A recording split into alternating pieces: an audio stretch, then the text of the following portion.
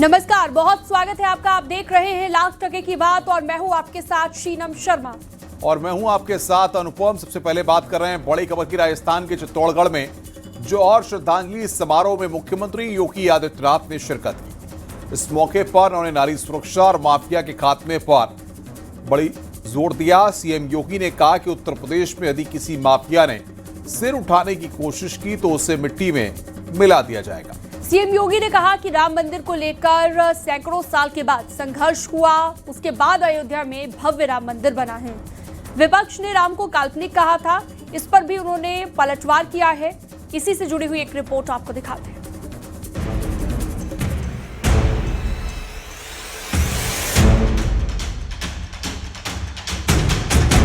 CM योगी रविवार को राजस्थान के दौरे पर रहे। सीएम योगी ने चित्तौड़गढ़ में आयोजित विशाल जौहर श्रद्धांजलि समारोह में शिरकत की। श्रद्धांजलि समारोह के बाद सीएम योगी ने जनसभा को संबोधित किया। इस मौके पर सीएम योगी ने कहा कि हर बेटी को सुरक्षित माहौल मिलना चाहिए। आज आप देख रहे होंगे उत्तर प्रदेश 25 करोड़ की आबादी का राज्य है।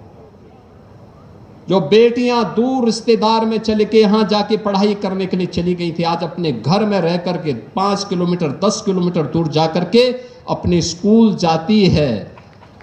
और नारी सुरक्षा का इससे बड़ा उदाहरण क्या हो सकता है।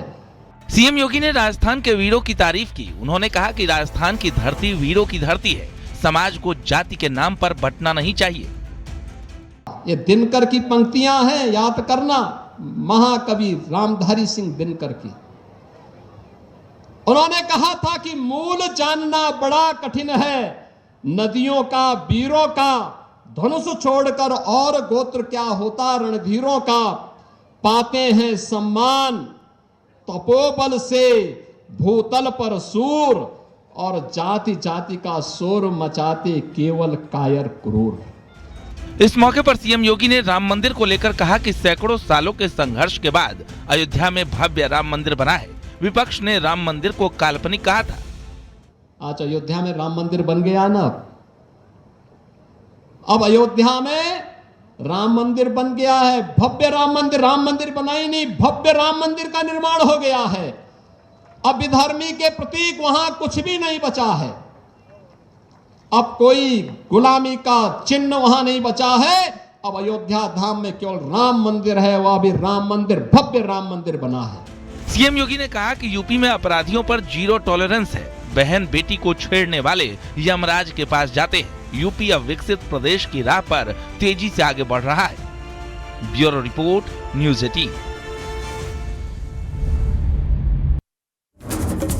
जालौर में सीएम योगी का अनोखा अंदाज देखने को मिला। सीएम योगी ने एक बच्चे के साथ सेल्फी ली। दरअसल एक बच्चा दर्शक दीघा में सीएम योगी के साथ सेल्फी लेना चाहता था और वो बार बार इसकी कोशिश भी कर रहा था। सीएम योगी की नजर जब बच्चे पर पड़ी तो उन्होंने उसे अपने पास बुला लिया। बस फिर क्या था, बच्चे के जैसे मन की मुराद पूरी हो गई और सीएम योगी ने उसके फोन से सेल्फी ली।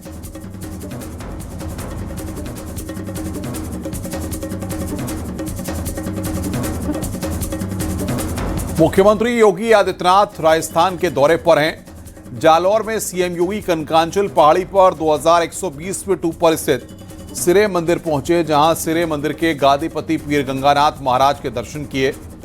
सीएम योगी आज जालौर में ही रात्रि विश्राम करेंगे। इससे पहले सीएम योगी आदित्यनाथ जालौर पहुंचे और शांतिनाथ बालिका आदर्श स्कूल का निरीक्षण किया।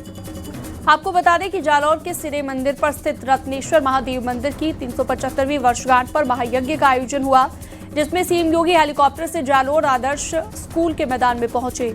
जालौर के सिरे मंदिर के संत योगी प्रेमनाथ महाराज, आनंदनाथ महाराज, रेवती नाथ महाराज, इन सभी ने उनका स्वागत और सत्कार किया है।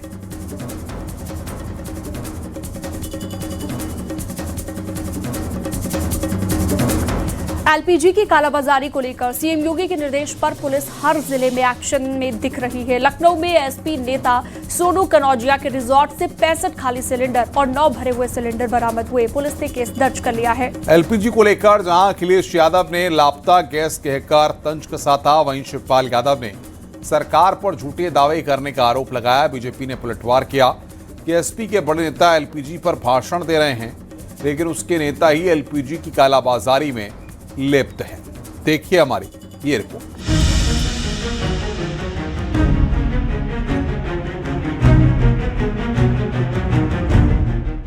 लखनऊ में एलपीजी सिलेंडर की कालाबाजारी को लेकर एसपी नेता के रिजॉर्ट पर छापेमारी हुई। एसपी नेता सोनू कन्नौजिया के रिजॉर्ट से 65 खाली सिलेंडर और 9 भरे सिलेंडर बरामद हुए। रेड में 14 छोटे सिलेंडर्स भी बरामद किए गए। एसपी नेता की पत्नी की गैस एजेंसी है जिसके सिलेंडर थे। अखिलेश यादव ने एलपीजी को लेकर केंद्र और राज्य सरकार पर निशाना साधा। उन्होंने कहा कि एलपीजी का पूरा नाम अब लापता गैस हो गया है। एलपीजी का नया फुल फॉर्म आया लापता गैस, और हमारे देश के प्रधानमंत्री जी को इतना अच्छा मौका मिला विश्वगुरु बनने का। सोचिए अगर वॉर नहीं होता और हमारे देश के प्रधानमंत्री बीच में खड़े हो जाते, कहते वॉर नहीं होने देंगे, क्योंकि वो इजराइल तो गए थे, केवल उन्हें लैंडिंग करनी थी, जैसे उन्होंने किसी देश में लैंडिंग कर ली थी बिना परमिशन के। ईरान में उतर जाते और कहते मैं खड़ा हूं और वॉर नहीं होने दूंगा, तो यकीन करना वो दुनिया के विश्वगुरु बन जाते। इटावा पहुंचे एसपी महासचिव शिवपाल यादव ने केंद्र और राज्य सरकार पर बड़ा हमला बोला। उन्होंने कहा कि गैस की किल्लत है लेकिन सरकार झूठ बोल रही है। एलपीजी जो सिलेंडर है बहुत कमी है, और यहाँ तक कि 2000 से लेकर के 3,000 के ब्लैक में दिए जा रहे हैं, जबकि सरकार कहती है कोई कमी नहीं। तो ये झूठी सरकार है। लखनऊ में असीम भारत गैस एजेंसी की प्रोपराइटर हैं मंजू कन्नौजिया। पुलिस ने मंजू कन्नौजिया गैस एजेंसी के मैनेजर पर भी केस दर्ज कर दिया है। सोनू कन्नौजिया 2022 में एसपी के टिकट पर मलिहाबाद विधानसभा सीट से चुनाव लड़ चुका है। बीजेपी ने पलटवार किया कि एसपी के बड़े नेता एलपीजी पर भाषण दे रहे हैं, लेकिन उनके नेता ही एलपीजी की कालाबाजारी में लिप्त हैं। Bureau report, news 18, UP Uttarakhand.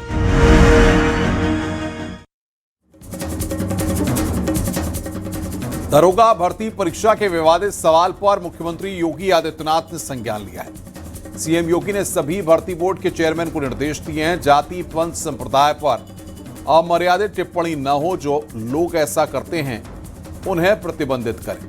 UP police में सब इंस्पेक्टर भर्ती परीक्षा में पूछे गए सवाल को लेकर मथुरा के संतों ने कड़ी आपत्ति जताई है। वहीं इलाहाबाद हाई कोर्ट के वकील ने आपत्तिजनक सवाल पर मानवाधिकार आयोग में शिकायत दर्ज कराई है। इसी से जुड़ी हुई एक रिपोर्ट आपको दिखाते हैं।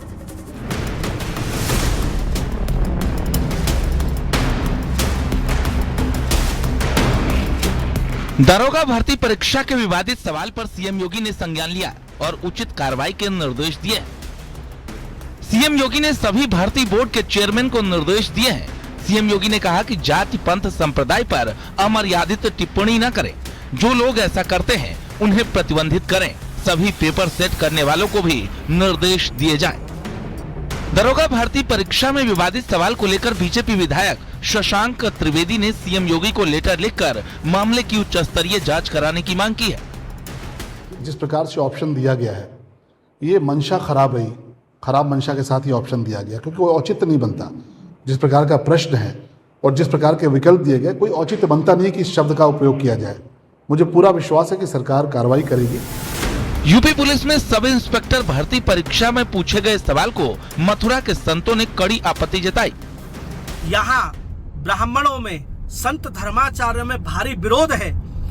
माननीय मुख्यमंत्री जी योगी आदित्यनाथ जी और हमारे गृह मंत्री अमित शाह जी इसको संज्ञान में लें और तत्काल इस पर कार्रवाई करें। हमारे ब्राह्मण समाज को, पंडित समाज को नीचा दिखाने की एक चाल है। क्या सरकार की हिम्मत थी कि इस प्रश्न पत्र में पंडित की जगह मौलाना लिख देते, चौधरी या खाटी नाई या कोई और जाति सूचक शब्द का इस्तेमाल करते? इस मामले में परीक्षा नियंत्रक ने सफाई दी है। उन्होंने कहा कि पुलिस भर्ती बोर्ड के प्रश्न पत्र खुद स्थानीय स्तर पर निर्धारित नहीं किए जाते हैं। ये काम अति गोपनीय संस्थाएं करती हैं। गोपनीयता बनाए रखने के लिए प्रश्न पत्रों के सील्ड पैकेटों को परीक्षा केंद्रों पर ही परीक्षा कक्षों में 2 अभ्यर्थियों के सामने पहली बार खोला जाता है। इस मामले की जांच के आदेश दिए गए हैं। जांच में जो दोषी पाया जाएगा उस पर सख्त कार्रवाई होगी। इस मामले में प्रतियोगी छात्र संघर्ष समिति इलाहाबाद हाईकोर्ट जाने की तैयारी में है। माननीय उच्च न्यायालय की शरण हम लेंगे और पुलिस भर्ती एवं प्रोन्नति बोर्ड के अध्यक्ष समेत समस्त अधिकारियों और कर्मचारियों को पार्टी माननीय न्यायालय में बनाएंगे। इस प्रकार का अपमानजनक प्रश्न करोड़ों पंडित समुदाय को अपमानित करने का प्रयत्न है, जो कि उनके मूल अधिकारों का सीधा सीधा उल्लंघन है। इलाहाबाद हाईकोर्ट के वकील ने आपत्तिजनक सवाल पर मानवाधिकार आयोग में शिकायत दर्ज करवाई है। Bureau report, news 18।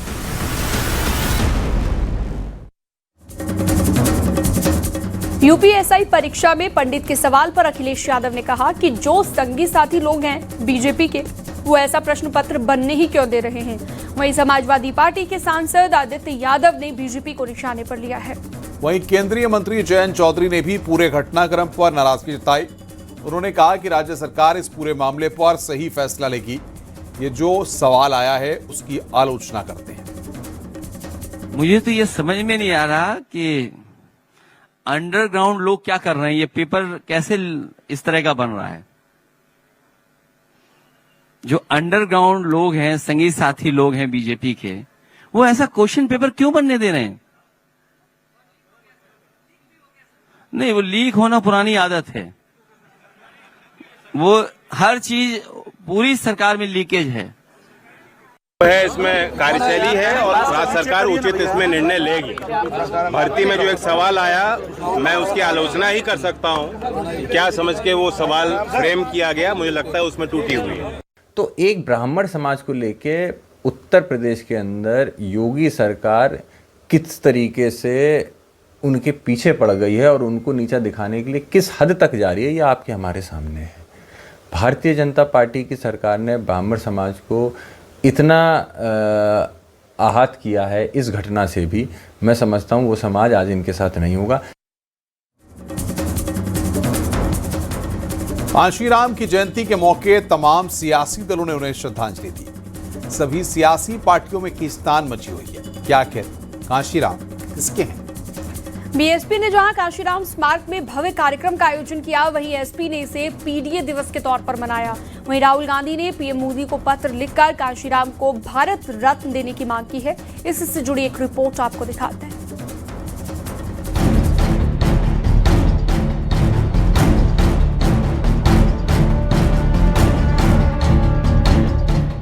कांशीराम जयंती के मौके पर लखनऊ में बीएसपी ने बड़े कार्यक्रम का आयोजन किया।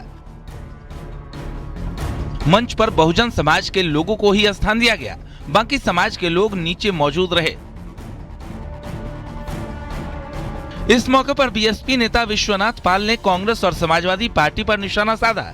उन्होंने कहा कि ये लोग राजनीतिक ड्रामा कर रहे हैं। जब मानवर साहब जिंदा थे तो उनके हर मानवर साहब के सामने ये कांग्रेस समाजवादी के लोग रोड़े अटकाते रहे हैं। आज उनके विचारों पर कैसे चल सकते हैं? जिस दल के लोगों ने मानवर कांशीराम साहब के नाम से बने जिले को नहीं हजम कर पाए, तो वो मानवर कांशीराम साहब विचारधारा को कैसे आगे बढ़ा सकते हैं? ये एक ड्रामा है, उनका नाटक है, ये बहुजन समाज समझ रहा है। सर्व समाज के थे, सम्मानित थे, तो माननीय बहन जी ने उनके सम्मान में अलीगढ़ में एक जिला बनाया था, तो उस जिले का नाम उन्होंने बदल करके मानवर साहब को अपमानित क्यों किया? जिस दिन मानवर साहब इस दुनिया को छोड़ के हम लोगों को छोड़ के गए थे, उस दिन उनके उस पर छुट्टी घोषित होनी चाहिए थी, नहीं हुई। समाजवादी पार्टी ने भी कांशीराम जयंती को पीडीए दिवस के तौर पर मनाया। एसपी ने दावा किया कि अखिलेश यादव ही दलितों के एजेंडे को आगे बढ़ा रहे हैं। मान्यवर कांशीराम जी के जयंती को आज पीडीए दिवस के रूप में समाजवादी पार्टी पूरे उत्तर प्रदेश और देश में मना रही है। अगर आदरणीय मायावती जी वो नाराज हो रही हैं, तो सवाल ये कि जो महापुरुष हैं जिन्होंने बहुजन समाज के लिए काम किया, अगर उनको कोई याद कर रहा है तो उसमें नाराजगी किस बात की? राजनीति के जानकारों का मानना है कि 2024 के बाद से बीएसपी के दलित वोट बैंक में एसपी सेंध लगाने की कोशिश में है। राहुल गांधी ने लखनऊ में आकर कांशीराम के लिए भारत रत्न की भी मांग कर डाली। अब समाजवादी पार्टी पीडीए दिवस उनके आज के दिन पर मना रहा है। बहुजन समाज पार्टी लगातार हमलावर है अपने इस कांशीराम को लेकर कि उनके इस प्रतीक पुरुष को कांग्रेस और समाजवादी पार्टी खासतौर से जिस तरीके से वो अपने पक्ष में करने की कोशिश कर रहे हैं दलित वोटरों को, उस पर हमलावर है। एक तरफ बीएसपी कांशीराम पर अपना हक जता रही है, वहीं एसपी ने कांशीराम जयंती पर पीडीए दिवस मनाकर बीएसपी को असहज कर दिया है। राहुल गांधी ने भी पीएम मोदी को लेटर लिखकर कांशीराम को भारत रत्न देने की मांग की है। सीएम योगी ने कांशीराम की जयंती पर उन्हें श्रद्धांजलि अर्पित की है। सोशल मीडिया पर पोस्ट कर कांशीराम के संघर्षों को याद किया और उन्हें सामाजिक न्याय का पुरोधा बताया। कांग्रेस भी इस तरह का आयोजन कर रही है, लेकिन समाजवादी पार्टी ने इसको पीडीए से जोड़ दिया है। देखने वाली बात होगी कि 2027 में इसका कितना असर होगा, लेकिन समाजवादी पार्टी की कोशिश यही है कि पीडीए में जो दलित है उसको जोड़ने की कवायद को और तेज किया जाए। रवि के साथ अलाउद्दीन, न्यूज़ 18 लखनऊ। कांशीराम की जयंती के मौके पर राजस्थान के भरतपुर में जनसभा को संबोधित करते हुए बीएसपी के राष्ट्रीय समन्वयक आकाश आनंद ने राहुल गांधी पर निशाना साधा है। आकाश आनंद ने कहा कि नेहरू जी के जमाने में होते तो वो शायद नेहरू जी को प्रधानमंत्री बनवाने की ताकत रखते। कांशीराम जी वो हैं जिन्होंने पीएम सीएम बनवाए हैं, खुद कभी पद का लालच नहीं किया।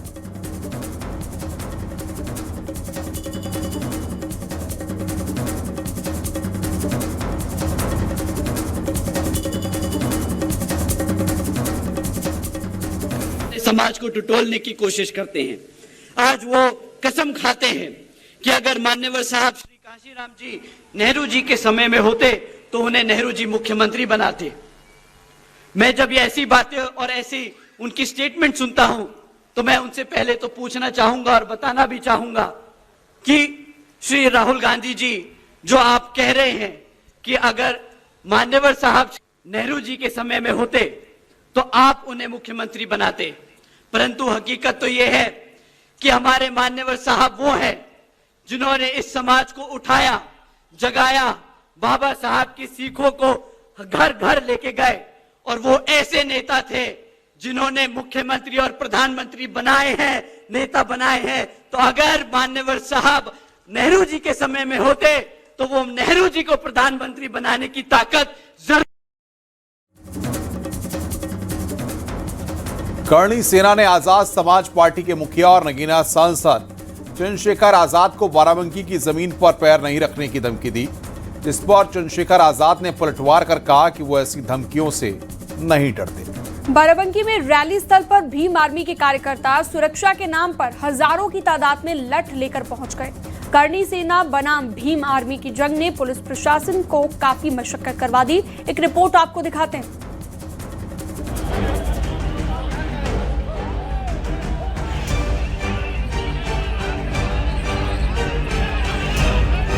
बाराबंकी में कांशीराम जयंती के मौके पर आजाद समाज पार्टी के प्रमुख चंद्रशेखर आजाद की रैली को लेकर जुबानी जंग तेज हो गई है।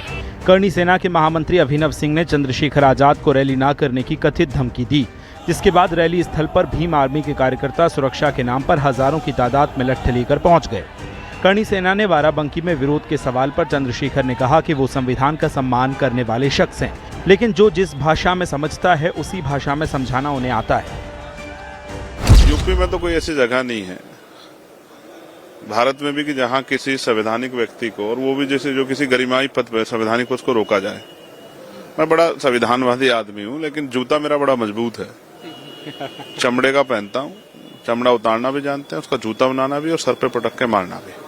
अपने साथियों को सिखाते हैं कि भाई संवैधानिक दायरे में काम करते रहो, लेकिन अगर जरूरत पड़ेगी जो जिस भाषा हम समझेगा समझाना जानते हैं। करणी सेना के प्रदेश महासचिव की कथित धमकी के बाद पुलिस ने उन्हें हाउस अरेस्ट कर लिया है। करणी सेना प्रदेश महासचिव ने वीडियो जारी कर पलटवार किया। हम लोगों को सवर्ण होने का परिणाम भुगतना पड़ रहा, जगह जगह गालियां खानी पड़ रही हैं, तो डंके की चोट पे अगर कोई माननीय राष्ट्रीय अध्यक्ष आजाद समाज पार्टी के कहते हैं कि हम निपटने को तैयार हैं, तो इस तरह नहीं निपटा जाता किसी को हाउस अरेस्ट करवा के।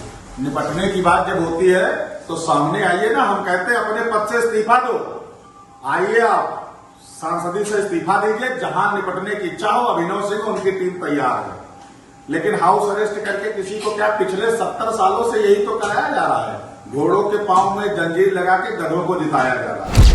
लॉ एंड ऑर्डर बिगड़ने की आशंका को देखते हुए बाराबंकी पुलिस चप्पे चप्पे पर तैनात रही। बाराबंकी की ये रैली महज एक जयंती समारोह न रहकर एक बड़े शक्ति प्रदर्शन में बदल गई। वो कोई खड़ा होकर कहते हैं कि हम आने नहीं देंगे, ये भाषा, इस तरह का व्यवहार, इस तरह का माहौल, मैं जानता हूं कि मैं मेरे नौजवान युवक भाइयों में शक्ति तो नहीं है, ऐसे लोगों को वो मेरे एक इशारे पे 2 मिनट में ठीक कर सकते हैं।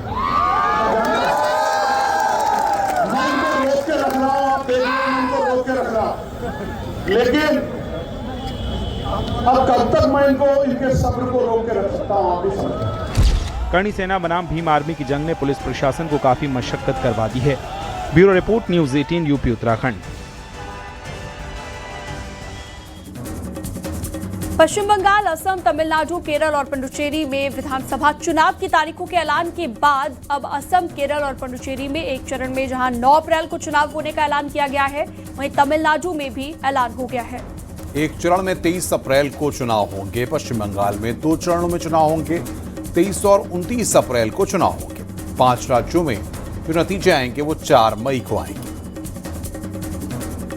The festival of elections, our pride, is going to be held in the state of Assam, Kerala, Tamil Nadu, West Bengal and the Union Territory of Puducherry.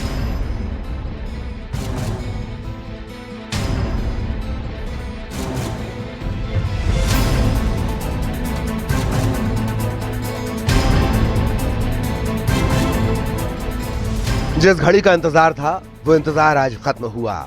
5 राज्यों में विधानसभा चुनाव की रणधीरी बज गई है। चुनाव आयोग ने पश्चिम बंगाल, असम, केरल, तमिलनाडु और पुडुचेरी में चुनाव की तारीखों का ऐलान कर दिया है। पश्चिम बंगाल में 2 चरणों में मतदान होगा। पहले फेज में 152 सीट पर 23 अप्रैल को वोट डाले जाएंगे। वहीं दूसरे फेज में बंगाल की 142 सीटों पर 29 अप्रैल को वोटिंग होगी। असम में एक चरण में 9 अप्रैल को सभी 126 सीट पर मतदान होगा। केरल में भी 9 अप्रैल को सभी 140 सीटों पर वोटिंग होगी। तमिलनाडु में एक चरण में 23 अप्रैल को 234 सीटों पर वोट डाले जाएंगे। पुडुचेरी में 9 अप्रैल को सभी 30 सीटों पर जनता मतदान करेगी। 4 मई को सभी 5 राज्यों के चुनावी नतीजे घोषित होंगे। The festival of elections, our pride, is going to be held in the state of Assam, Kerala, Tamil Nadu, West Bengal and the Union Territory of Puducherry. The total electors are 17.4 crores and the assembly constituencies are 824.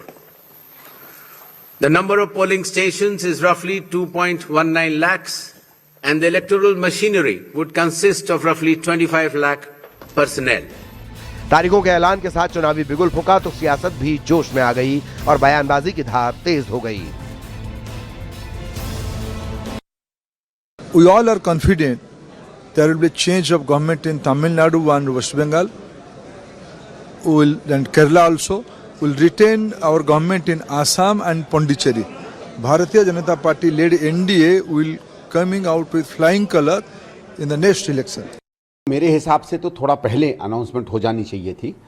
कभी कभी ये लगता है कि आप देखिए चुनाव के यकायक पहले हमारे प्रधानमंत्री चले जाते हैं तमाम राज्यों में, और आजकल राज्यों में जब जाते हैं तो कोई भी राज्य में 40-50 हज़ार करोड़ से कम की या तो स्कीम्स अनाउंस नहीं करते या उनका शिलान्यास कराते हैं। वो दूसरी बात है कि उसका बाद में क्या होता है पता नहीं चलता है। लेकिन ये इलेक्शन कमीशन क्या ये देख कर के प्रधानमंत्री कहाँ कहाँ जाना चाहते हैं उसके बाद अपनी अनाउंसमेंट करता है या नहीं करता है, शक तो होता है। सेंट्रल गवर्नमेंट का जो विंडिक्टिव पॉलिसीज है, डिप्राइव करना है, बंगाली लैंग्वेज को इंसल्ट करना है, जो लोग बंगाल में रहते हैं इमिनेंट पर्सन उसको इंसल्ट कर रहे हैं, जो सिटीजनशिप लेकर वो पॉलिटिक्स कर रहा है, हैरेसमेंट कर रहा है SIR के नाम पे, इसका खिलाफ बंगला वोट देगा। तो चुनाव आयोग ये भी भरोसा दिलाए कि निष्पक्ष चुनाव होगा और कहीं भी किसी के साथ भेदभाव नहीं होगा।